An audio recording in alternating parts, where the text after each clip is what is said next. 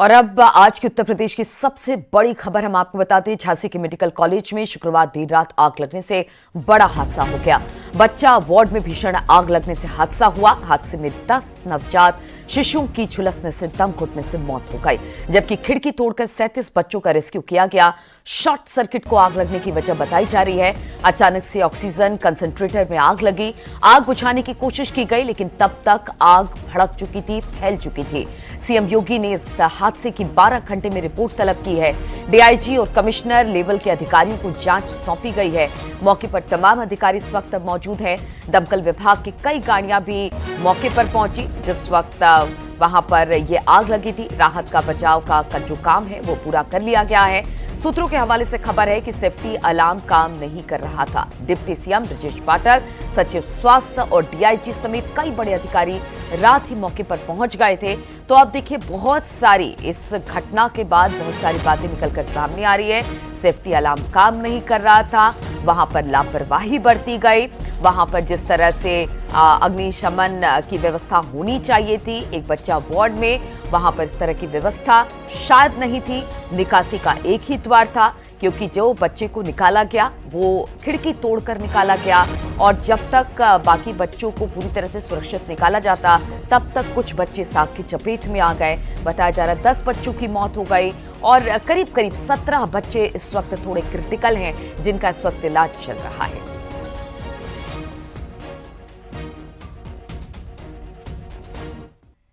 दुर्भाग्यपूर्ण है। घटना की उच्च स्तरीय जांच के आदेश दिए गए हैं, साथ साथ मजिस्ट्रेटी जांच होगी। 24 घंटे के अंदर स्थानीय प्रशासन से प्राथमिक जांच रिपोर्ट देने के लिए कहा गया है। 10 बच्चों की दुर्भाग्यपूर्ण मृत्यु हुई है। 7 बच्चों का जो है शिनाख्त हो चुकी है, 3 की शिनाख्त नहीं हो पा रही है।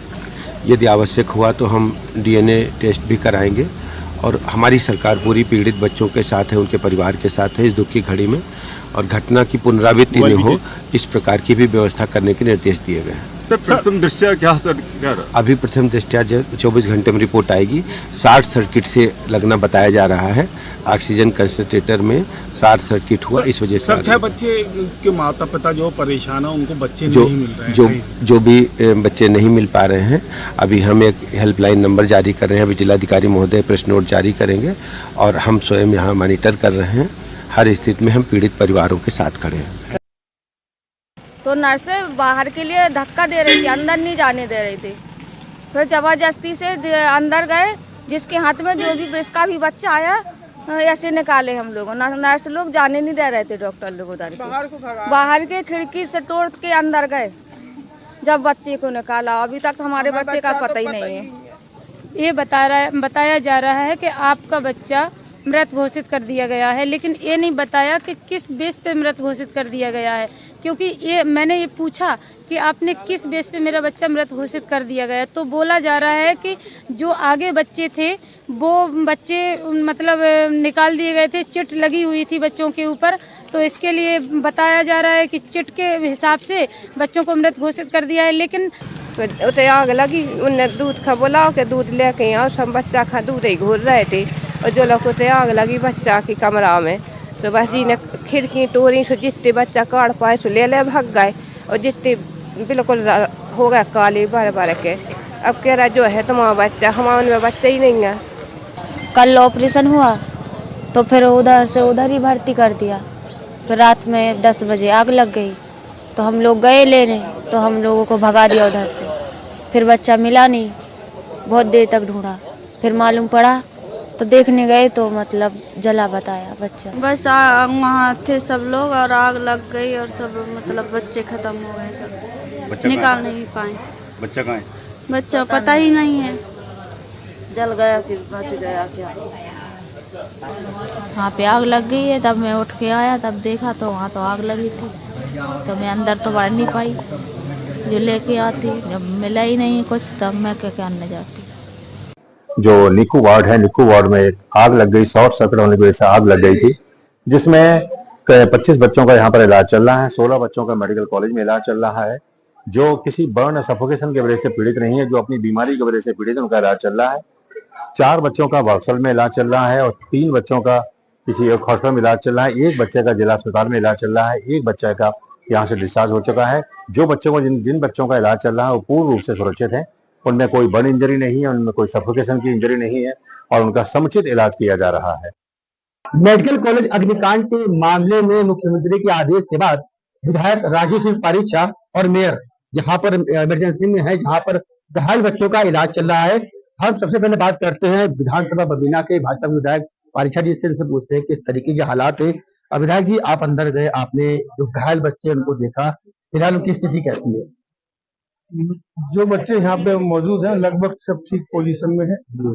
घटना बहुत ही दुर्भाग्यपूर्ण है, बहुत ही दुखद है और बहुत ही विकराल है। पूरा प्रशासन और पूरी सरकार दुखी है, सभी लोग सदमे में है। छोटे छोटे बच्चे इस घटना से हताहत हुए हैं, लेकिन मैं समझता हूं कि प्रशासन ने और जो स्टाफ था उसने बहुत मेहनत करके अधिक से अधिक बच्चों को बचाया, क्योंकि जो आग ने जो अपना रूप दिखाया वो 2-4 मिनट में एकदम विकराल रूप ले लिया। एक जानकारी अभी चाहिए थी कि आग एकदम से फैली, क्या उसकी वजह ऑक्सीजन है? जो ऑक्सीजन है और वहाँ पे ऐसे पदार्थ रहते हैं जो अति संवेदनशील होते हैं, वो आग तेजी से पकड़ते हैं और उस कारण थोड़ी आग के फैलने में एक सहयोग उनको उन पदार्थों से मिला। आप मुख्यमंत्री के आदेश के बाद आप स्वयं यहाँ पर आए, उनके एक तरीके से दूध बनकर के यहाँ पर आए हैं, किस तरीके की व्यवस्था आपको दिख रही है यहाँ पर?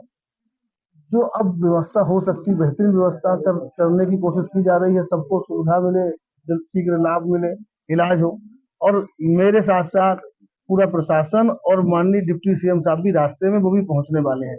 अब आप समझ सकते हैं, और मुख्यमंत्री जी भी लगातार संपर्क में है। हमारे साथ मेयर भी मौजूद है, बियाला लाल, से बात करते हैं। मेयर साहब, बड़ा हादसा हो गया है, 10 बच्चों की जान चली गई है, आपके स्तर पे क्या किया जा रहा है? नीको वार्ड में ऑक्सीजन कंसंट्रेटर में शॉर्ट सर्किट से घटना हुई है। इसकी जो घटना हुई है बहुत ही हृदय विदारक और दुखद घटना है। अंदर आप देखने गए, बच्चों का इलाज अच्छा चल रहा है? बच्चों का इलाज चल रहा है, सभी डॉक्टर सभी लोग लगे। और झांसी से राजीव हमारे साथ लगातार जुड़े हुए हैं। राजीव, हमने सभी लोगों की बातें सुनी, हमने विधायक की भी बात सुनी, हमने जो बच्चे जिन्होंने अपने खो दिए हैं उनकी भी बात सुनी है। फिलहाल जिनको बच्चे नहीं मिल रहे हैं उनके लिए किस तरह की व्यवस्था की गई है ताकि उनको उनके बच्चे मिल सके, या चाहे वो मृत हो चाहे वो जीवित हो, जिससे कि वो इधर उधर भाग दौड़ ना करे और उनको उनका बच्चा मिल जाए? देखिए नीलू, जिला प्रशासन द्वारा लगातार हर संभव प्रयास किया जा रहा है, लेकिन जिन बच्चों की इस एनआईसीयू में जलकर मौत हुई है वो इतना गंभीर रूप से जलकर उनकी मौत हुई है कि उनकी पहचान भी अब हो पाना मुश्किल हो रहा है। और यही कारण है कि कई ऐसे परिवारजनी हैं जो अपने बच्चों को पहचान नहीं पा रहे हैं और वो ये लगातार दावा कर रहे हैं कि प्रशासन अब तक उनके बच्चों को मिला नहीं पाया। हालांकि कुछ ऐसे बच्चे हैं जो गंभीर रूप से घायल हैं, जिनका इलाज कराया जा रहा है, उनको भी अभी फिलहाल अन्य लोगों से मिलने के लिए रोका गया है। यहाँ पर आपसे कुछ देर पहले हमने आपको दिखाया कि कुछ परिजन यहाँ पर ये मांग कर रहे थे कि उनके बच्चों को किसी भी सूरत में अगर वो जिंदा हैं या फिर उनकी मौत हुई है तो उसकी जानकारी दी जाए। लेकिन सबसे बड़ी चुनौती प्रशासन के सामने भी ये है कि जो बर्न कंडीशन है वो 100% तक है, तो ऐसे में उनकी पहचान एक बड़ी मुश्किल हो रही है। कहाँ से आए हैं आप लोग? क्या सर, हम तो बड़ी दूर से एमपी से हैं। हाँ। अभी यहाँ पे बच्चा भर्ती था हमारा। हाँ। तो उसकी भर्ती के लिए दवाई ववाई चल रही थी। हाँ। तो दवाई दादी थी उनकी। हाँ। लेने गई थी। हाँ। दवा लेके 2 मिनट हो गए इनको लेके यहाँ पे रखी दवाई, इतने में बोले कि आग लग गई। फिर उसके बाद में सब लोग टेंशन में हो गए। फिर उसके बाद में फिर कुछ नहीं दिखाई दिया। फिर ना इनको ये आप देख सकते हैं कि कुछ पीड़ित हमारे साथ मौजूद हैं। उसे क्या हुआ माता जी? क्या हुआ? बच्चा को तो तबियत खराब आती, निमोनिया है तो सर्दी जुकाम है तो, और बच्चा का तो पी लिया। सो 2 एक्सरा करवा लाए। सो कहते खून की चेकिंग चल रही, खून की चेकिंग से कहते अब सीरियस है बच्चा, अब तुम देखो मत। हमें तसल्ली तो करा दो, आराम है बच्चा तो हमारे शरीर में तसल्ली। 22 को कराओ तो आज हो गए 7 दिन और कल हो जाएंगे 8 दिन। 8 दिन जब से तो ऐसे बच्चा को भर्ती करो, जब से हमें देखा निदान डांग ने चाहे डांग दे बताई कि आत्मा को नहीं जाना था। 9 महीना पेट में धरो जब कष्टब हो कम से कम तुम डांग दे विश्वासी हाथे असली तो जाके देते पहले चेकन महिला तो 1-2-4 बॉडी गार्ड चेकन करवे के लाने के कम कछु गड़बड़ ना हो जावे। जब जाना था हम अनपढ़ है जो हम में इतना दिमाग है और जो डांग दे साले मादा चोद भैन चोद। तो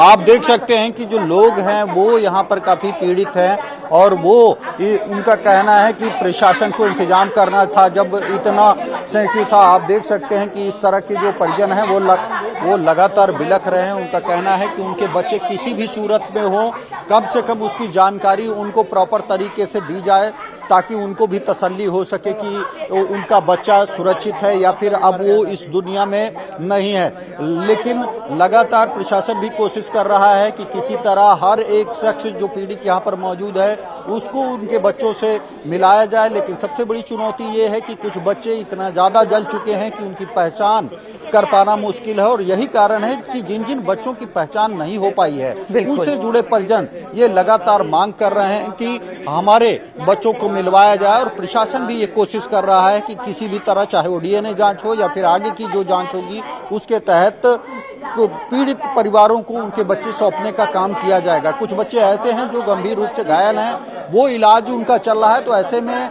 इन परिजनों को वहां पर जाने की इजाजत नहीं दी जा सकती, जिसके चलते लगातार कुछ परिजन यहां पर नाराजगी जता रहे हैं और उनका कहना है कि 9 महीने पेट में मैंने पाला था और 7-8 दिन पहले ही परिवार में ये खुशी आई थी। किसी ने सपने में नहीं सोचा था कि इतना बड़ा हादसा होगा और देखते ही देखते सब कुछ खत्म हो जाएगा। कई ऐसे परिवार यहाँ पर हैं जिन्होंने काफी मिन्नतों के बाद उनको बच्चे हुए थे, उनको उम्मीद थी, क्योंकि ये झांसी मेडिकल कॉलेज सिर्फ झांसी का नहीं बल्कि पूरे बुंदेलखंड के इलाज की आस है, गारंटी है। लोगों को भरोसा रहता है कि अगर हम झांसी मेडिकल कॉलेज पहुंचेंगे तो वहां पर हमारा जो बच्चा है, जो लोग पीड़ित हैं, वो स्वस्थ होकर लौटेंगे। और इसी आस और गारंटी के तहत लोग इस झांसी मेडिकल कॉलेज में आए थे और अचानक से एनआईसीयू में किन परिस्थितियों में शॉर्ट सर्किट से आग लगी या फिर जो कुछ पीड़ित कुछ प्रत्यक्षदर्शी बता रहे हैं कि पाइप जोड़ने के लिए माचिस जलाई गई, इन तमाम तरह की जो बातें सामने आ रही हैं उनकी जांच के लिए त्रिस्तरीय कमेटी का गठन किया गया है। कोशिश की जा रही है कि जल्द से जल्द इस घटना के मुख्य कारणों का पता लगाया जा सके, मुख्य जिम्मेदारों का पता लगाया जा सके। अब से कुछ देर पहले मुख्यमंत्री के निर्देश पर खुद डिप्टी सीएम ब्रिजेश पाठक यहां झांसी मेडिकल कॉलेज में पहुंचे थे। उन्होंने पीड़ितों से भी बात की और सबको भरोसा भी दिया है कि उनकी हर एक मांग को पूरा किया जाएगा, इस घटना के कारणों का पता लगाया जाएगा और अगर किसी की लापरवाही सामने आएगी तो उनके खिलाफ से कड़ी कार्रवाई की जाएगी। लेकिन जो सबसे बड़ी बात है कि एनआईसीयू काफी सेंसिटिव क्रिटिकल यूनिट होती है, यहाँ पर फायर सेफ्टी के भी वो तमाम इंतजाम किए जाते हैं क्योंकि ऑक्सीजन काफी ज्वलनशील होती है और ये बताया जा रहा है कि ऑक्सीजन कंसंट्रेटर में ही आग लगने के कारण देखते ही देखते ये एनआईसीयू पूरा जलकर खाक हो गया है। तो ऐसे में क्या फायर सेफ्टी के अरेंजमेंट नहीं थे या फिर फायर सेफ्टी के जो अरेंजमेंट किए गए थे, जो वहां पर सिलेंडर लगाए गए थे, तो रोते बिलखते परिजनों को भी सांत्वना देना है राजीव, और जिनके बच्चे नहीं मिल रहे हैं उनको उनके बच्चे तक भी पहुंचाना है। प्रशासन के सामने चुनौती बहुत है, साथ ही जांच की किस तरह से यह हादसा हुआ